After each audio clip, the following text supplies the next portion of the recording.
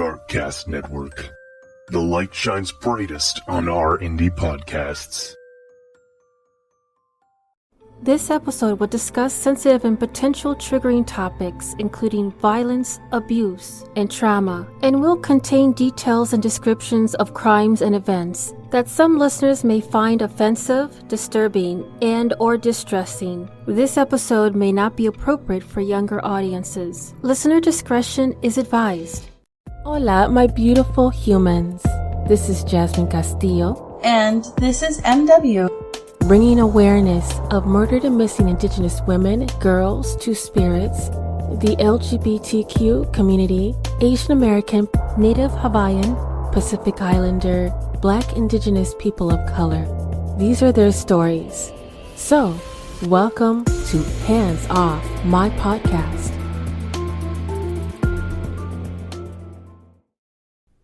As incredible as it may be, there is no single description of a missing adult that is taken by police and other agencies working to locate missing persons in Canada. The Canadian Centre for Information on Missing Adults, also known as CCIMA, defines a missing adult as a person who is of 18 years of age or older at the time of disappearance, whose whereabouts are unknown, and that there is a concern for the person's safety or well-being. Each year, police record over 100,000 missing persons in Canada alone. In the overwhelming majority of cases, missing persons are located within a very short period of time, usually within a few days of disappearance. Sometimes the missing person is located by police, but often the person returns home on her or his accord. In some cases, several factors may contribute to a person's disappearance. Either an adventure or accident victim, unintentional disappearance, mental health issue, or foul play, suspicious circumstances.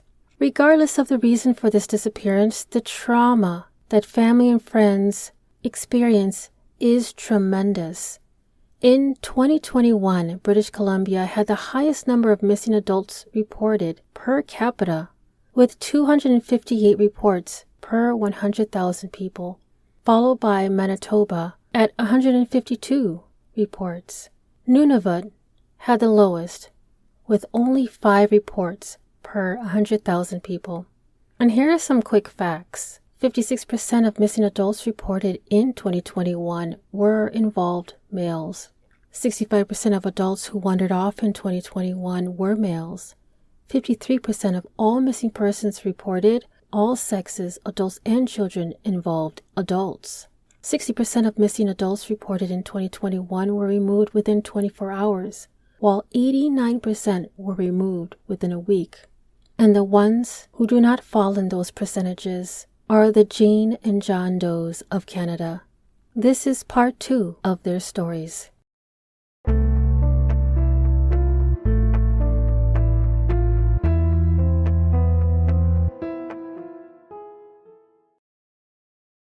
Rosedale Jane Doe. On May 2, 2022, police responded to a call in the Castle Frank Road and Dale Avenue area at around 4:45 p.m. outside of a home. Now, based on a police report, a little girl, estimated age between 4 to 7 years old, her body was left there somewhere between noon on April 28th and on May 2nd. Toronto police say they are actively looking at several missing person cases as they try to piece together the identity of a little girl whose body was found in a red-colored dumpster. On Wednesday, May 4th, forensic teams went through the home where the red dumpster was located in front of. With a fine-tooth comb, investigators were trying to narrow down the possibility that there could be a possible match or link to this little girl. However, there are challenges in properly identifying this child in such a case. The Office of Forensic Pathology worked on the remains to try to get more answers as to when the child died and how. Investigators also looked into evidence such as dental records to help identify her. Police have described the girl as Black or African or mixed African descent. She had all her teeth and was about 3'6". with a thin build and black curly hair that was in 4 short ponytails, 2 of which were braided and secured with black and blue elastic bands.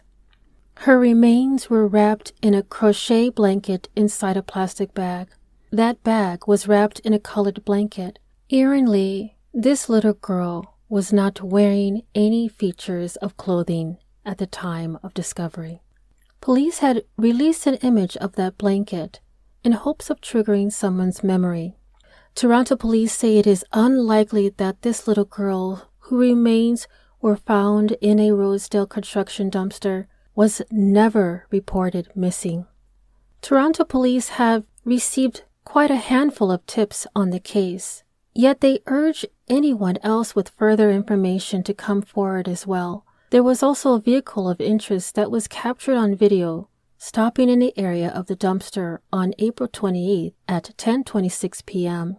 However, on June 15th, the police issued a news release saying that the investigators located the vehicle and had spoken to the driver and had found that this driver is not involved in the investigation. If you have any information on this case, please contact any of the following: OPP Ontario Centre for Missing Persons and Unidentified Remains at 1-877-934-6363 or Toronto Police Service 416-808-7411. I will have the additional information like website and reference case numbers in the show notes. Clarington Jane Doe, also known as Bowmanville Jane Doe 2006 or Ontario Jane Doe. On October 27, 2006, while harvesting dogwood plants, a man found human remains in a marshy field near the Darlington Nuclear Plant in Bowmanville, Ontario, Canada. This location was isolated and undeveloped for anyone to go through. It was just close enough to the roads, but yet too far for any hiker to stumble upon. The police didn't find all of the bones since animals have ravaged the body, but they did retrieve a skull. According to Durham Regional Police, the woman is likely between 18 to 25 years old, while investigators originally believed that the victim was either Caucasian or of Indigenous descent. But with new genetic genealogy provided by the DNA Doe Project, they suggested that the victim is actually of African or Southeast Asian descent. Investigators believe that while the deceased was found in 2006, she may have died any time between 1980 and 2004. The cause of death was not determined, but remains suspicious. Here's a little bit more information about her appearance. One of her front teeth slightly wider than the other. She had visible white fillings on front teeth and small silver fillings in some of her back teeth. Prominent upper and lower teeth that stuck out.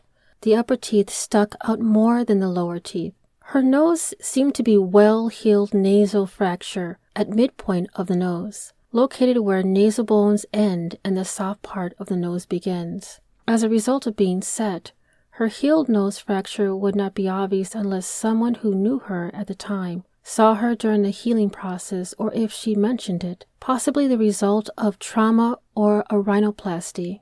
A man's shirt was located nearby. It was labeled The Blue Rodeo, which was discontinued after a copyright infringement was claimed by the Canadian band of the same name, and it was sold through Tip Top Tailors between 1995 and 1996. A lady's digital watch with a stainless steel strap, manufactured by Omni Watch Company in early 1980s, sold exclusively through consumers distributing between 1981 and 1983. She had a single garnet stone with diamonds on either side, a ring size 9.5. The garnet is the birthstone for January. Possibly our unknown woman was born in January.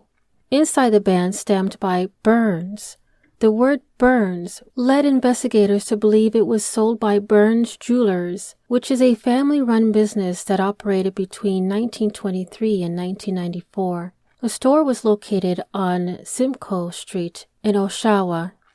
If you have any additional information on Clarington Jane Doe, please do contact Durham Regional Police Service Major Crime Homicide Unit at 905-579-1520. Toronto Jane Doe 2019. Now, I came across this Jane Doe, and even though they don't identify her as a person of color, she seems to come across, based on her sketch, with a possibility of indigenous ancestry. So I'm just going to attempt to tell her story. So they did release sketches of this woman's face along with photos of the clothes she was wearing. Yet there is no RCMP file, no poster was ever created. On June 7, 2019, a woman's body was found in Toronto's North End, and police are asking for your help identifying her.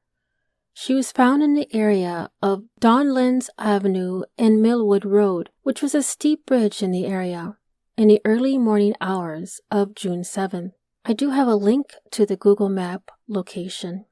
Police say she didn't have any ID on her, and they weren't able to figure out her name. Investigators say she is between 33 and 50 years old, with a slim build and short, straight brown hair.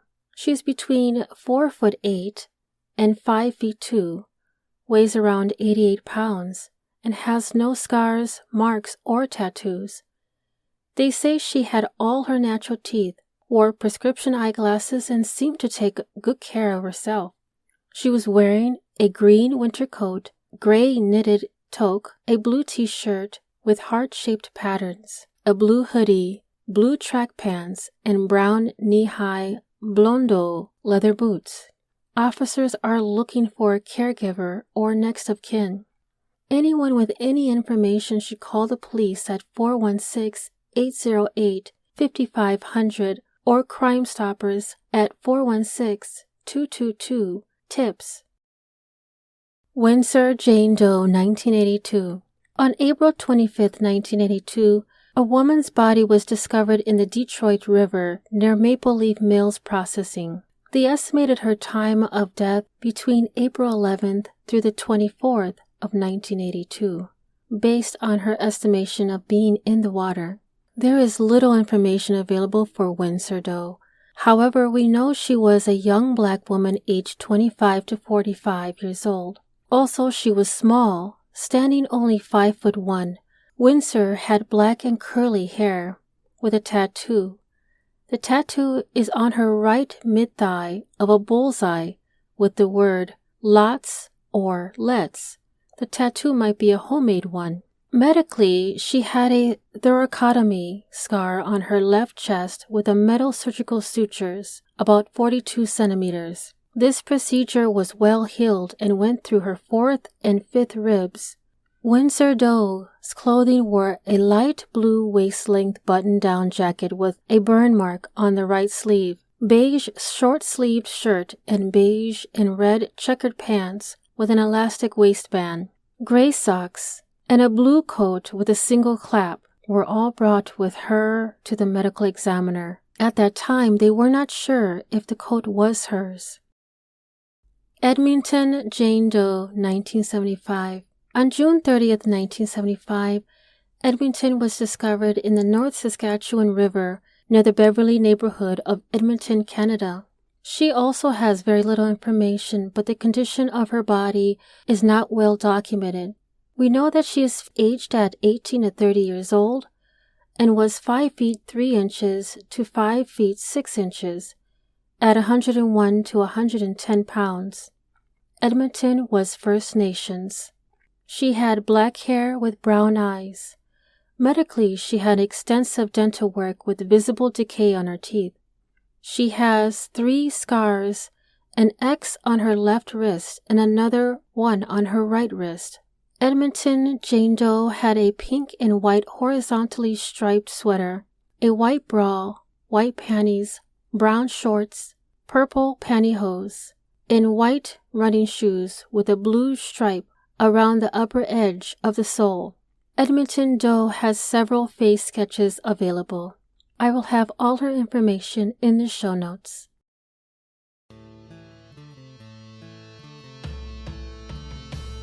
Thank you for listening to Hands Off My Podcast.